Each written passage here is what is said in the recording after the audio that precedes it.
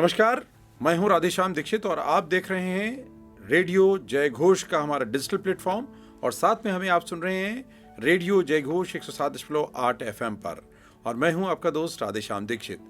आज हम विशेष तौर पर बात करने जा रहे हैं बौद्ध विद्या के बारे में और बहुत से ऐसे समकालीन चुनौतियां हैं जिनके बारे में बौद्ध विद्या में क्या कहा गया है, उसका पक्ष क्या है, वो भी हम समझेंगे। और इस सब को समझाने के लिए इसके विशेषज्ञ विद्वान प्रोफेसर अवधेश कुमार चौबे जी हमारे स्टूडियो में। आपका हार्दिक स्वागत, अभिनंदन। और आप अधिकृत व्यक्ति हैं इस विषय पर बात करने के लिए और आप हैं अध्यक्ष बौद्ध दर्शन एवं पाली विद्या शाखा एकलव्य परिसर केंद्रीय संस्कृत विश्वविद्यालय अगरतला। और साथ में आपके पास जो दायित्व है वो आप प्रमुख का दायित्व है दर्शन विद्या स्थान का। और इस विषय में आप अंतर्राष्ट्रीय बौद्ध शोध संस्थान उत्तर प्रदेश के भ्रमण पर हैं और आज हमारे स्टूडियो में आप पधारे हैं। और आज समकालीन चुनौतियों पर बौद्ध विद्या क्या कहती है इस पर हम बात करेंगे। तो प्रोफेसर चौबे, सबसे पहले तो यही समझ लें कि समकालीन चुनौतियां कौन कौन सी हैं जिन पर हम आज बात करें। दुनिया, व्यक्ति से लेकर के और दुनिया तक के बीच में जितने भी चित्त के रुकने के स्थान हैं वे सब संकटग्रस्त हैं। बिल्कुल। बिरले लोग होंगे सौभाग्यशाली जो इस धारा से अपने को बाहर करके और देखना जानते हों कि हो क्या रहा है। बाकी सब बहे जा रहे हैं। कहाँ से शुरू हैं, कहाँ तक जाएंगे इसका पता नहीं है, मगर भागे जा रहे हैं। तो ये अंधी दौड़ है और इसमें सब अपने को ठीक और दूसरे को बेठीक समझते हैं। ये एक बहुत बड़ी चुनौती है। वो व्यक्ति के स्तर से शुरू है और समाज, समुदाय, राष्ट्र सबके बीच में है और सब एक दूसरे के प्रति सशंकित है। ये बहुत महत्वपूर्ण बात है, सशंकित होना।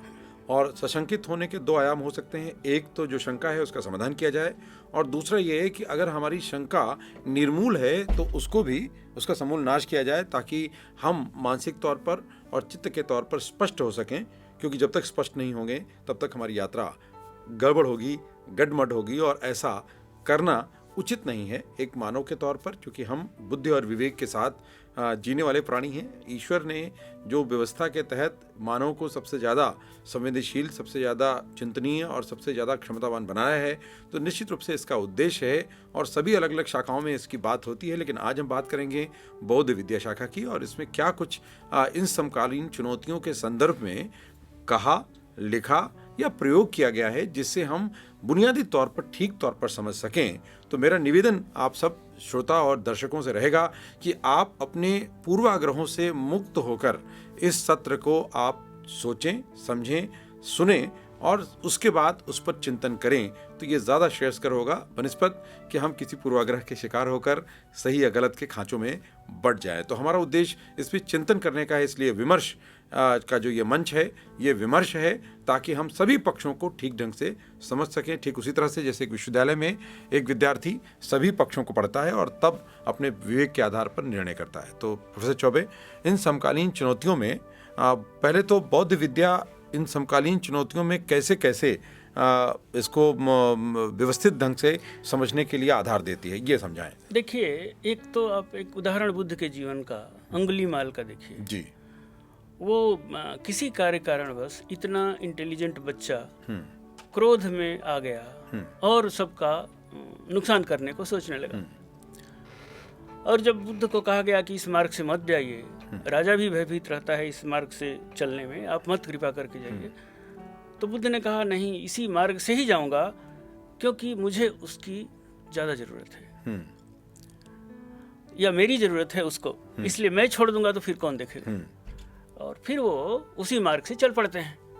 आगे जाते हैं तो जाहिर है उसको लगता है कि कौन इतना निशंक होकर के चला आ रहा है, मृत्यु से नहीं डरता, तो चिल्लाया ठहरो। तो बुद्ध ने कहा मैं तो ठहरा हूँ, तू कब ठहरे। तो हम जो भागे जा रहे हैं, दौड़े जा रहे हैं, बिना जाने कि किधर जा रहे हैं, ये थोड़ा खतरनाक है। और ठहरना सीख जाएं और ठहरने के लिए क्या उपाय हो सकता है बुद्ध उसको बताते हैं। वो विपश्यना हो सकती है ताकि हम सही को सही समझ सकें। और देह में, हमारे देह में अगर यूनिवर्सिटियों के ज्ञान को छोड़ दिया जाए, जो कुल से मिला है, परंपराओं से मिला है, उसको छोड़ दिया जाए, तो केवल एक श्वास है जिसको हम बिना पकड़े नहीं रह सकते। तो श्वास से अपनी यात्रा प्रारंभ करते हैं, और अगर ऐसा शुरू कर सकते हैं तो हम चीज़ों को देखना सीख सकते हैं। प्रोफेसर चौबे, एक जिज्ञासा यहीं से उत्पन्न होती है, चूँकि अंगुलीमाल का आपने संदर्भ लिया है। हमारे समाज में इसमें कई भ्रांतियाँ हैं। कुछ लोग अंगुलीमाल को डाकू के रूप में संदर्भित करते हैं कि एक डाकू था अंगुलीमाल। बहुत कम लोग इस तथ्य को जानते हैं कि वो एक विद्वान था और दीक्षांत के दौरान एक गुरु के द्वारा ये अपेक्षा की गई कि उन्हें ऐसे सहस्त्रों उंगलियां चाहिए। तो ये तथ्य कितना प्रामाणिक है और इसका पूर्ण प्रसंग क्या है, ये भी जरूर बताएं। कथाएं हैं जिस तरह की जो आप कह रहे हैं, उस तरह की कथाएं हैं। क्रोध गुरु को अपना वो कह दिया, ठीक है, अच्छा, अब वो करने लगा। उसके लिए गुरु को समर्पित ही कह सकते हैं कि वो हो सकता है। एक बात ये भी हो सकती है कि किसी कार्य कारणवश, किसी अन्य कारण से भी क्रोध से अविष्ट हो जाए और वो अपने संकल्प को करने के लिए कृत संकल्प हो, करेगा ही, और वो अपना निकालने लगा। उसको क्या पता था कि मार्ग ही उधर से जाता है, निर्दिष्ट है, बुद्ध का सामना होगा और उसको भुगतान करना पड़ेगा। जो भी किया है उसका भुगतान उसने बहुत किया, और अंत में वो बहुत प्रसिद्ध तपस्वी होकर के उभरे। और ये प्रारब्ध भी हो सकता है, बिल्कुल निश्चित रूप से प्रारब्ध आपका जो इशारा है वो प्रारब्ध की ओर है। तो एक यहाँ प्रश्न और उठता है कि जैसे कोई सिद्धांत है और हम उस सिद्धांत का अध्ययन करते हैं और हम उसका अक्षरशः अनुकरण करें। दूसरा पक्ष ये है कि उसको भी अपने समय, देश काल, परिस्थिति के अनुरूप हम उसका विवेचना करें और तब उसमें अपना उचित मार्ग जो है चयनित करें। तो दोनों में क्या बौद्ध जो शाखा है वो क्या बताती है? नहीं, बौद्ध का इससे कोई समर्थन या विरोध जैसा नहीं है। जो आप एक निर्धारित समय है, क्योंकि सारी चीजें सबके लिए नहीं है, एक ही मार्ग सबके लिए नहीं है। भगवान बुद्ध ने खुद कहा कि जो तुम्हारा सत्य है वो तुम्हारी अनुभूति में उतरना चाहिए। बहुत महत्वपूर्ण है, जो तुम्हारा सत्य है, यानी एक व्यक्ति का जो सत्य है वो उसकी अनुभूति में उतरना चाहिए, जो महत्वपूर्ण है। जो कह रहा हूँ उसको सुनो, गुनो, प्रयोग करो, अगर उतरता है तो ठीक है, नहीं तो छोड़ देना। और मुझे भी मत मानो। हाँ, मुझे भी मत मानो, कोई ये नहीं। बहुत महत्वपूर्ण तथ्य है। वो नहीं, वो तो एक आचार्य संत रक्षित ने इस पर लिखा ही है कि जिस प्रकार एक स्वर्णकार सोने को तपाकर, गलाकर, पीटकर अनेक प्रकार से उसकी परीक्षा करता है, उसी प्रकार हे भिक्षुओं, भगवान बुद्ध कहते हैं कि हे भिक्षुओं, मेरी बात को तब तक नहीं मानना जब तक उसकी परीक्षा न कर लो। परीक्ष भिक्षो ग्राह्यम मद वचः न तु गौरवात। मेरी वाणी को, मद वचः, मेरी वाणी को परीक्षा करके हे भिक्षुओं स्वीकार करना, न तु गौरवात, गौरव से नहीं, यानी हम बुद्ध हैं इसलिए कह रहे हैं इसलिए मान लो, ऐसा नहीं करना। परीक्षा करो, देखो, चलन में ले आओ। अगर तुम्हारे भीतर वो बातें उठती हैं जैसा उठती हैं लोगों के, तो फिर उस तुम्हारा मार्ग हो सकता है, अन्यथा छोड़ देना।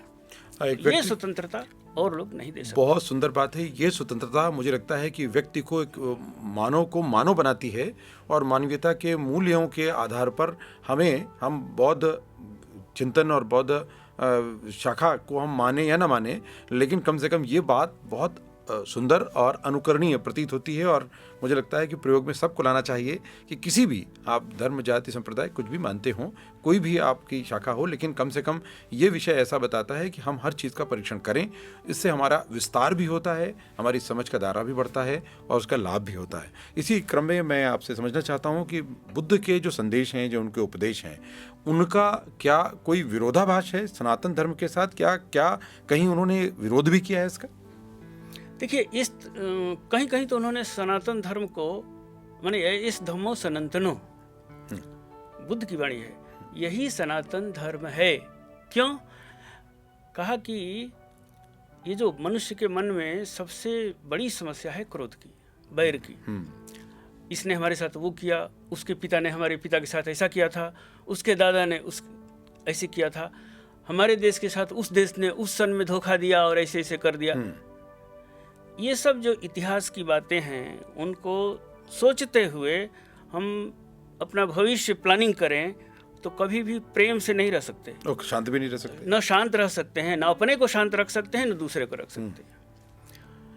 तो बुद्ध ने कहा कि नहीं बेरे न बेरानी समन्तीध कुदाचनंग, पाली की ये पंक्ति है धम्पद की। बैर से बैर को कभी भी समाप्त नहीं किया जा सकता। किसी ने बैर किया हो सकता है किसी परिस्थिति में हो सकता है वो सही हो सकता है वो गलत हो। हमें जो सिखाया गया है कि वो गलत हुआ था, अब उसका हम प्रतिकार आज आकर के करें तो न तो हम वो थे न आज हैं। आज जो हैं वो परिस्थिति नहीं है, न वे लोग हैं, हम उनको वैसा कर भी नहीं सकते जो कुछ किए होंगे। तो ये सोचते सोचते तो कभी भी शांति के पथ पर जाया ही नहीं जा सकता। तो अबेरेण च सम्मति, किसी भी प्रकार से हम जान लें कि बैर का परित्याग करना आवश्यक है। किस पद्धति से होगा? अबेर से, बैर रहित होने से। एस धम्मो सनातनो, यही सनातन धर्म है। बुद्ध कहते हैं कि बैर रहित होकर के जीना अगर आ जाए तो धर्म की धारा से में प्रवाह हो सकता है और इससे बाहर निकला जा सकता है। ये जो धर्म को भी वो ऐसा कुछ नहीं कहते थे कि नाव के, वो कहते थे कुलुपम न्याय। जैसे कुलुपम कहते हैं नौका पर जैसे बैठ करके आदमी जाता है तो पार हो जाता है। धर्म भी उसी तरह से नौका की ही तरह है, पार हो जाओ, न कि उसको उठा करके लेकर के घर चले जाना। नौका कोई माध्यम है। तो धर्म का उपयोग केवल इतना है, मुक्त होना लक्ष्य है, निर्वाण को पाना लक्ष्य है, उधर जाना चाहिए, न कि वो सब और इतिहास को पकड़ करके ढोए रहिए और फिर वही डूबे रहिए। ये चलता रहे। तो ये आज के आधुनिक समय में इतिहास के तमाम वो संदर्भ, वो प्रामाणिक हों, अप्रामाणिक हों, प्रासंगिक हों, अप्रासंगिक हों, बहुत से जो आज के लोग हैं वो उनमें संघर्ष बढ़ा रहे हैं। ऐसा न तो बुद्ध ने कहा है, न तो ऐसी सनातन परंपरा है। काम, क्रोध, मद, लोभ, अहंकार, इन पांचों को पंच विकार कहा गया है और इससे निवृत्ति जरूरी है। तो बुद्ध के विचार को आपने सुना है। अन्य जो पंच विकार हैं इनके बारे में बुद्ध की क्या राय? देखिए, सारे प्रकार के जो विकार है ना, जितने भी तरह के, वो 3 प्रकार से उन्होंने कहा। राग है, द्वेष है या मोह है। किसी चीज के प्रति आसक्ति को राग कहते हैं और उससे भगने की प्रवृत्ति जो है वो द्वेष है। और तीसरा है, न राग है न द्वेष है, दोनों के बीच में है, मोह है, मूर्खता है। मूर्खता यानी मूढ़ता, जैसे मरकट स्वभाव था, बानर एक डाली से दूसरी डाली पर किसी बिना उसके कूदता रहता है, वो चित्त का एक धर्म, जिसमें अभी उसको देख रहे हैं, इसको देख रहे हैं, इधर देख रहे हैं, उधर देख रहे हैं, कुछ विचार नहीं उभरे, बस देखते चले गए। ये मूढ़ स्वभावता है, जहाँ कोई आग्रह नहीं है, जहाँ कोई प्रतिकार नहीं है, दोनों स्थितियाँ हैं और बस हो रहा है, चल रहा है, समय बीत रहा है, क्योंकि क्षण का, प्राण का, श्वास का इंटर रिलेशन है। तो ये उनका तात्पर्य यही है कि राग, द्वेष और मोह, इन्हीं तीनों में चित्त बंधा रह जाता है। किसी भी उपाय से, अराग से, अद्वेष से और अमोह से स्थित होना, सम में स्थित होना, चित्त की समता में स्थित होना, अगर हम जान लें जिस भी विधि से हो सके, तो फिर शांति को हम पा सकते हैं, निर्वाण को पा सकते हैं। ये बहुत महत्वपूर्ण आपने समझाने का प्रयास किया। मुझे लगता है कि हमारे श्रोता और जो दर्शक हैं उन्होंने समझा भी होगा। और इसके ही क्रम में मैं ये भी समझने की कोशिश करता हूँ प्रोफेसर चौबे से कि जो वैदिक परंपरा में देवी देवताओं को लेकर के तमाम तरह की जो अवधारणाएं हैं या उसके अलावा कर्मकांड की अवधारणाएं हैं, उन सब में प्रेत या परलोक आदि विषयों पर चिंतन है और उस पर बहुत सारा सामने आता है प्रकरण। क्या बौद्ध शास्त्रों में इसके विरुद्ध बातें कही गई हैं, और यदि हाँ तो क्यों, और नहीं तो क्या कहा गया है? देखिए, बुद्ध ने किसी देवी देवता का नाम लेकर के उनको खारिज किया हो ऐसा नहीं, कहीं नहीं, कोई उदाहरण नहीं, कोई नहीं। प्रेत आदि को वे मानते थे, इस तरह के उदाहरण उपलब्ध हैं। बौद्ध परंपराओं में देवताओं के 6 प्रकार हैं, उनमें प्रेत भी होते हैं। और ये देखिए कि जो बाकी वैदिक देवताओं का जिनका आप कहना चाह रहे हैं, बुद्ध ने किसी का खंडन नहीं किया है, बल्कि ये कहा कि साधक को, भिक्षु को, तपस्वी को तप करने में कभी भी प्रमाद से, आलस्य से युक्त नहीं होना चाहिए। अगर सही ढंग से साधना चली तो ये नहीं कि अच्छा शाम को बैठें, क्या ठीक है रात में बैठ लेंगे और रात को अच्छा सुबह प्रातःकाल उठ करके कर लेंगे और उसमें भी टलते गए। अप्रमाद से होना चाहिए, क्योंकि अगर ये आलस्य शुरू हुआ तो फिर समय नहीं मिलता है, पूरी जो क्षण संपत्ति है, जीवन है, ये व्यतीत हो जाएगा और साधना शुरू ही नहीं होगी, और शुरू भी हुई है तो आगे लक्ष्य तक नहीं पहुंचेगी, बीच में ही भटक जाएंगे। तो ये जो प्रमाद है ये सबसे बड़ा शत्रु है। आलस्य जिसको हम कह रहे हैं मोटे तौर पर, आलस्य और प्रमाद दोनों अलग अलग अर्थ में भी हैं, लेकिन उसमें नहीं जाते। मोटे तौर पर कि साधना के क्षण को हम निकाल करके अनिवार्य रूप से उसमें बैठें और करें, ये बहुत ज़रूरी है।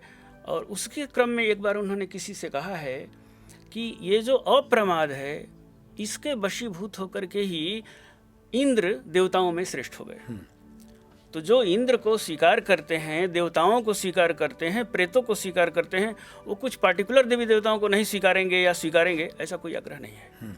तो इसलिए प्रमाद रहितता आवश्यक है और प्रमाद से युक्त होना आवश्यक है। मैंने जो ही साधना का क्षण हो उस समय में जरूर बैठ जाइए, लापरवाही मत करिए, समत विपश्यना जो भी कर सकते हैं करिए, या और भी तंत्रों की जो साधनाएं हैं वो करिए, उसमें लापरवाही नहीं होनी चाहिए किसी भी प्रकार की। और एक बार जब उसका रस मिल गया कहीं से ना, तो फिर तो सब काम छोड़ करके उसमें लोग बैठते हैं, वो दिक्कत नहीं है। असली शुरुआत है, प्रारंभ हो गई है और उसका कुछ धर्म का रस प्राप्त होने लगा। वो धम्म प्रीति सदा, वो जो धर्म में जिसको प्रीति हो जाती है वो उस रस का पान करने लग जाता है, और करता है तो प्रमाद नहीं रहता है, फिर वो देवताओं से भी ऊपर चला जाता है। बहुत महत्वपूर्ण बात आपने कही है, और ये हम सब भी जा सकते हैं। ये जो बुद्ध का चिंतन है और जो उनका जीवन यात्रा है, जो उनके प्रयोग हैं, वो स्थापित करते हैं। लेकिन उसके लिए हमें अपनी जो क्षण संपत्ति है, आपने बड़ा शब्द का अच्छा इस्तेमाल किया, क्षण की जो संपत्ति है उससे बचाएं, यानी पल पल जो है वो हमारे लिए बेशकीमती है और वो एक संपत्ति के रूप में है। उसका सही उपयोग अगर हम चिंतन में, मंथन में, मनन में करेंगे तो हम वाकई अपने जो चित्त की वृत्तियां हैं उससे मुक्त होंगे और हम उसको साधना की तरफ लगा सकते हैं। और ये सबके लिए उपयोगी है, क्योंकि धर्म आपको माध्यम बनकर आपको पार करने के लिए, यानी मोक्ष के मार्ग पर ले जाने के लिए प्रदत्त हो रहा है, हम उसमें फंसे ना। बहुत महत्वपूर्ण बात प्रोफेसर चौबे आपने कही है। एक बात और, इतना महत्वपूर्ण चिंतन है बुद्ध का और उस चिंतन के विस्तार की संभावना थी तभी इतना फैला, लेकिन क्या कारण है कि दक्षिण पूर्व एशिया में एक समय इतना विस्तार हुआ, लेकिन भारत जहाँ पर उनका सारा प्रयोग, सारा अध्ययन और सारा उनका जीवन सबसे बड़ा समय भारत में रहा, यहाँ पर वो क्यों समाप्त हुआ? देखिए, किताबों में तो बहुत सारी बातें कही गई हैं, ये दोस्त थे, वो दोस्त थे, बौद्धों में ये विकार आ गए, वो विकार आ गए। देखिए, ये सब विकार फिकार से ये सब नहीं होता है। असली है राजनीतिक कारण। जब आक्रमण हुए हैं बाहर से, तो भिक्षु संघ जहाँ जहाँ रहा है वहाँ महाविहार बन गए, और महाविहारों में अकूत संपदा भी, क्योंकि लोग आते हैं, दान करते हैं, वो दान किसी न किसी रूप में स्वर्ण के रूप में जाता है, और मठों मंदिरों में सोने इकट्ठा हो जाते हैं। उसकी चाह में बहुत सारे आक्रमणकारी आए, तो जहाँ भी आए ऐसे तो भिक्षु नहीं जाने देंगे, क्योंकि वो इकट्ठा है, जनता की संपत्ति है। उनकी हत्याएं हुई हैं। जितनी भी बेशकीमती चीज़ें हैं, पोथियाँ हैं, उन सबको उन लोगों ने नष्ट किए हैं और उन सबको लूटा है, जो भी धन संपत्ति या स्वर्ण आदि है।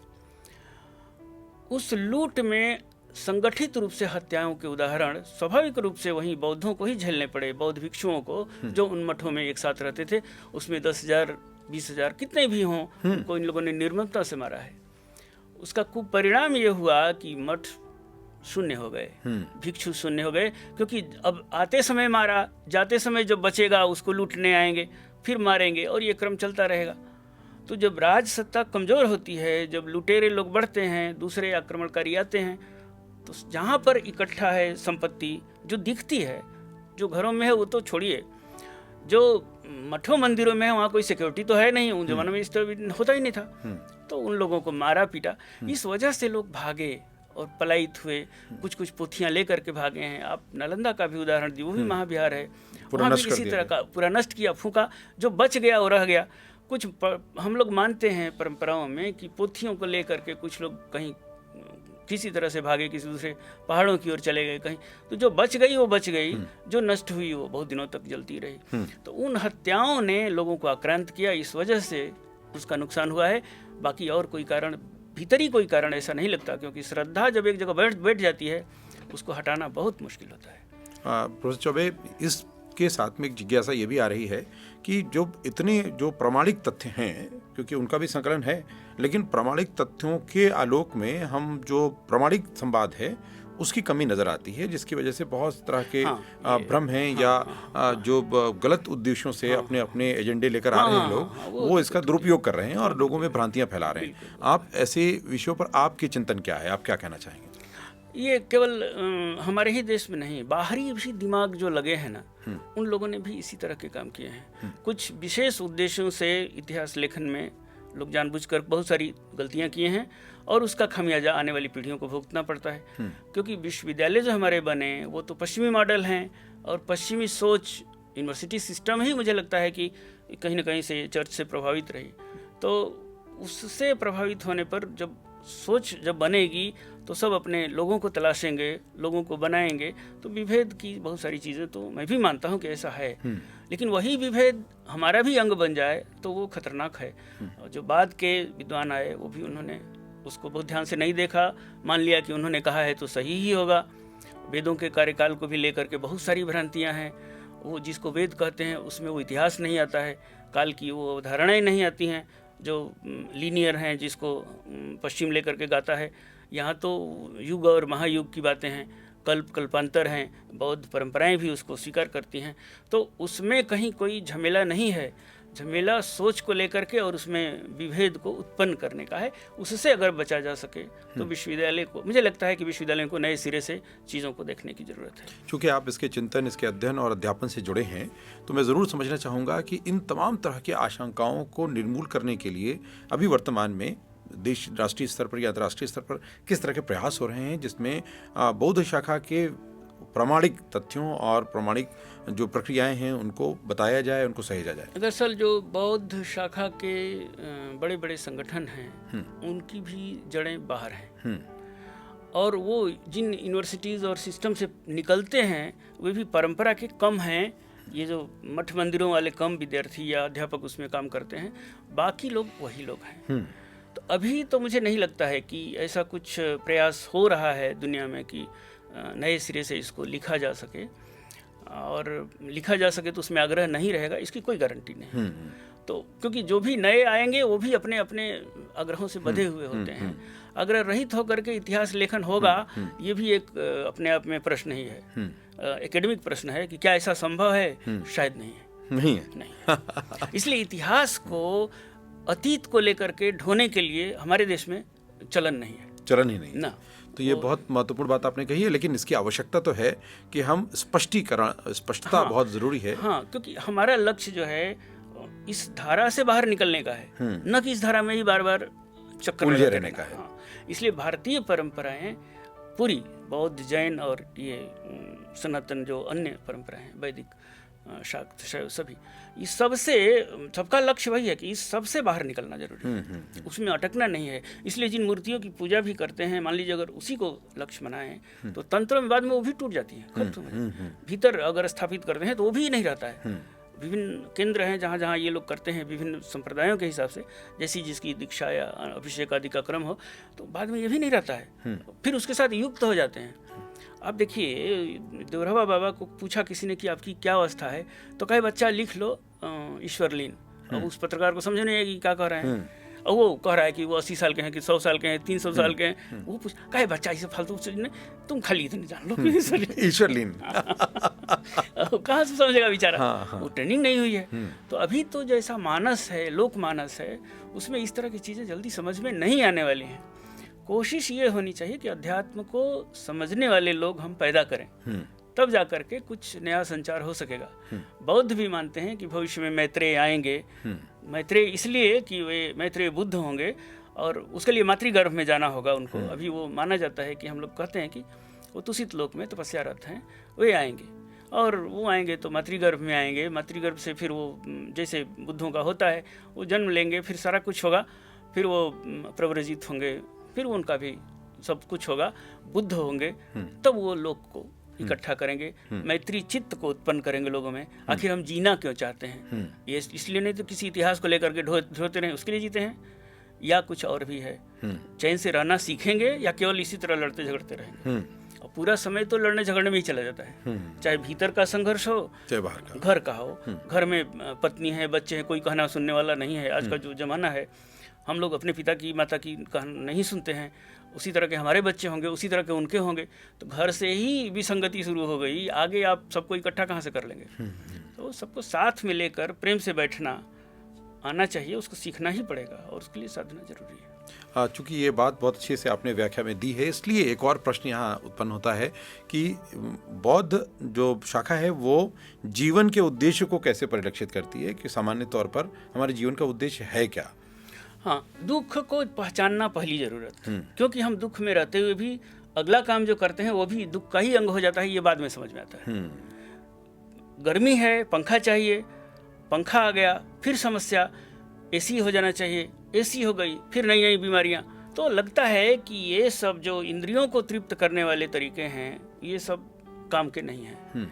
कुछ और भी तरीका होना चाहिए जिसमें ये रहे तो भी चलेगा, लेकिन कोई और लक्ष्य हो। बुद्ध वो लक्ष्य निर्धारित करते हैं। तो दुख स्कंध को पहचानना, फिर उससे मुक्त होने के लिए यत्न करना, ये आवश्यक है। और उसमें सारी चीज़ें हैं, इतिहास भी है, परंपराएं भी हैं, धर्म भी है, रूढ़ियाँ हैं, अड़ोसी पड़ोसी हैं, पत्नी बच्चे हैं, सब हैं। सबके साथ रहते हुए कैसे हम इससे बाहर निकल सकते हैं, बुद्ध वहाँ रास्ता देते हैं। इसलिए उनके उपासक उपासिकाएं भी शिष्य हुए, केवल भिक्षुओं के ही वो गुरु नहीं हुए, सब लेमैन के लिए भी हुए, सबके लिए। उनके बड़े बड़े तपस्वी उनके पास आकर के उनके शरण में चले गए। तो कुछ तो और रहा होगा ना, तो उनको मार्ग बताने में कोई दिक्कत नहीं।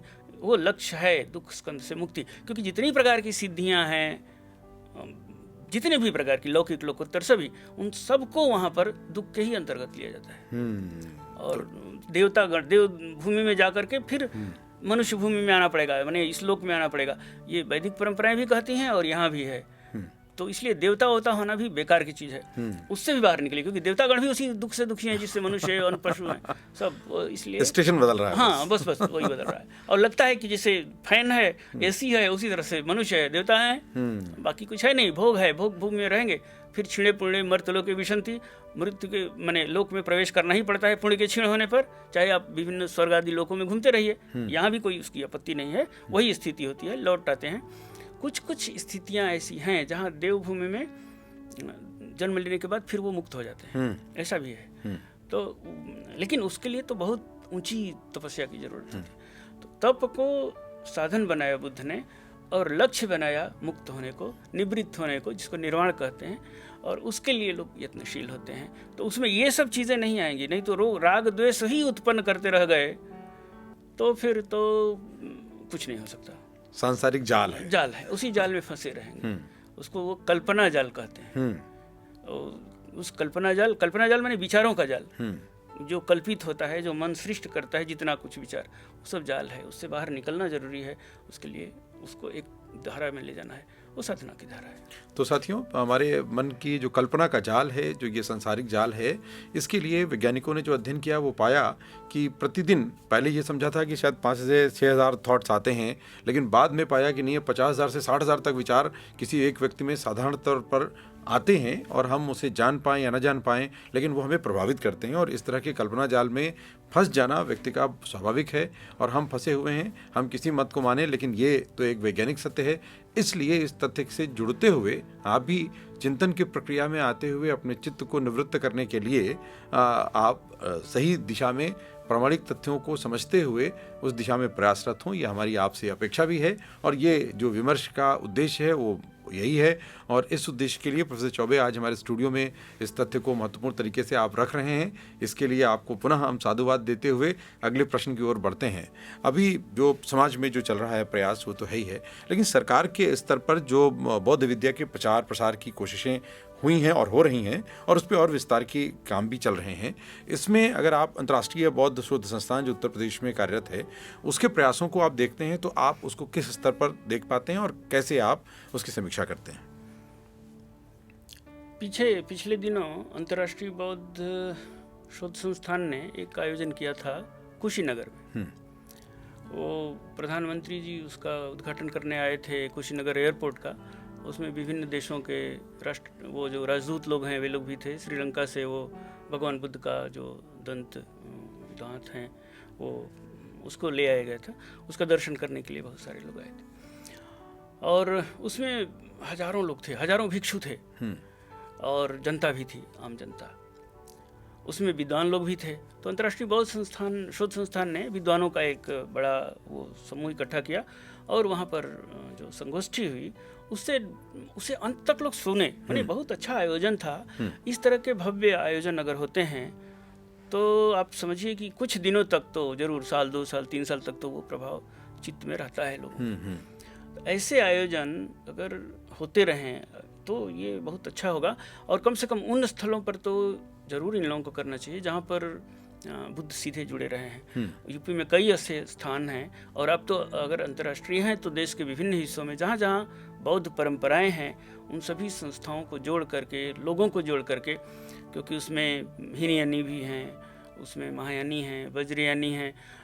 लद्दाख वगैरह में देखिए, हिमालय क्षेत्र में पूरा वो वहाँ से लेकर के अरुणाचल से लेकर के और सिक्किम, दार्जिलिंग, इधर ये मिज़ो का कुछ हिस्सा, मिज़ोरम में भी कुछ असम में भी हीनयानी हैं। हमारे त्रिपुरा में तो बहुत हैं, बांग्लादेश में भी हैं। वो चकमाज वगैरह, चकमा, मोग और ऊंचाई जाति जनजातियाँ जो हैं वो सभी बौद्ध जनजातियाँ हैं। बंगालियों में बरुआ कम्युनिटी है, और भी बहुत सारे लोग बौद्ध हैं जो किसी कम्युनिटी को नहीं मानने वाले हैं, फ्रीलांसर हैं, वो भी उसमें प्रैक्टिसेस करते हैं। तो इन सबको जोड़ने का कुछ उपक्रम करना चाहिए। वो ऐसा कार्यक्रम बहुत अच्छा था। अभी सुना कि भंते जी बता रहे थे कि वो माइक्रो लेवल पर गाँव में कुछ काम करने जा रहे हैं या कुछ कर रहे हैं, कुछ जगहों पर किया भी है। तो बहुत आवश्यक है इस तरह के कार्यक्रमों को संचालित करने की, जनता से सीधे जुड़ने की। वो दिन गए कि आप केवल एक केबिन में बैठ करके और किताबें लिख रहे थे। अब विश्वविद्यालयों को, शिक्षण संस्थाओं को समाज के साथ जुड़कर काम करना पड़ेगा। ये भविष्य की मांग है, और उस दिशा में केवल हमारे देश में नहीं, दुनिया में लोग काम कर रहे हैं। तो मुझे लगता है कि ये अंतर्राष्ट्रीय अपना जो नाम है, इस नाम को सार्थक करने के लिए कम से कम इसका राष्ट्रीय परिदृश्य बने, उन सभी संस्थाओं से जुड़ें और कुछ आयोजन उसी तरह के करते रहें। उसमें केंद्र को और राज्य सरकार दोनों को मिल करके भागीदारी करनी चाहिए। उसके बाद फिर अंतर्राष्ट्रीय लोगों से भी जुड़ना चाहिए। बहुत सारी संस्थाएं हैं बौद्ध विद्या के क्षेत्र में काम कर रही हैं, उनके साथ इंटर रिलेशन स्थापित करें और जुड़ करके करें कुछ, तो ज़रूर इससे सकारात्मक परिणाम निकलेंगे। मैं आशा करता हूँ कि भविष्य में इस दिशा में लोग करेंगे काम। बहुत बहुत धन्यवाद। आपकी आशा जो है वो फलीभूत हो, ऐसी हमारी आकांक्षा है, और आपकी भी आकांक्षा होनी चाहिए, क्योंकि बेहतर समाज के निर्माण में भी हमें भागीदार होना है, और वहाँ पर जो राग द्वेष के बहुत से विषय हैं उनसे मुक्त होना है, क्योंकि कोई भी धर्म इस मार्ग पर तो जाने को बिल्कुल भी नहीं कहता, और यदि कोई इसकी ऐसी व्याख्या कर रहा है तो निश्चित रूप से वो दिग्भ्रमित कर रहा है। और ऐसे दिग्भ्रमित करने वालों से समाज के लोगों को, जो समाज के निर्माण में और अपने व्यक्तित्व के निर्माण में और अपने एक सुगठित ऐसा वातावरण बनाएं जहां हम कम से कम वाकई साधना की तरफ प्रवृत्त हो सकें, ऐसा वातावरण तो अपेक्षित है। तो ऐसा करने वालों को समर्थन करें और उनके साथ सहभागी होकर एकजुटता के साथ संघे शक्ति कलयुगे। तो आज कलयुग का दौर है, तो कलयुग के दौर में हम संगठित होकर अच्छे प्रयासों को समर्थन करें, ऐसी अपेक्षा है। तो हमारे साथ इस परिचर्चा में सम्मिलित होने और इतने स्पष्टता के साथ, तथ्यों के साथ अपनी बात को रखने के लिए आपको धन्यवाद। और साथ में विमर्श का कार्यक्रम आज हम यहाँ आपसे विदा लेते हैं, और अगले अंक में कल फिर हाजिर होंगे। और कल जो वार्ता होगी वो होगी पंचशील और प्रवृत्त बौद्ध संप्रदाय के विषय पर प्रोफेसर अवधेश कुमार चौबे जी के साथ। तो आप फिर जुड़ें, और ये लाइव भी रहता है सत्र, तो इसमें जो लिंक है, जो भी आपके माध्यम हैं, वहाँ से जुड़ें और हमारे साथ इस चर्चा के हिस्सेदार बने। और अगर आप जुड़ना चाहते हैं तो हमारा जो रेडियो जयघोष का फेसबुक पेज है उससे जुड़ेंगे, उससे भी हम उपलब्ध होंगे। और अगर आप चूक गए हैं तो आप इस पूरे संवाद को हमारे रेडियो जयघोष के डिजिटल प्लेटफॉर्म यूट्यूब पर भी आप देख सकते हैं, सुन सकते हैं, और साथ में आप हमारे रेडियो 107.8 FM रेडियो जयघोष पर सुन सकते हैं। तो ट्यून कीजिए, हमारा मोबाइल ऐप डाउनलोड कीजिए, या हमारे डिजिटल प्लेटफॉर्म से जुड़िए। हर तरह का मंच आपके लिए है। आपके उन्नयन में हम कैसे सहभागी हो सकते हैं, यही जयघोष का मकसद है। तो सुनते रहिए रेडियो जयघोष 107.8 FM। दीजिए अपने दोस्त राधेश्याम दीक्षित को अनुमति, और प्रोफेसर अवधेश कुमार चौबे को। हम कल फिर आपके साथ एक नई चर्चा के साथ हाजिर होते हैं। नमस्कार।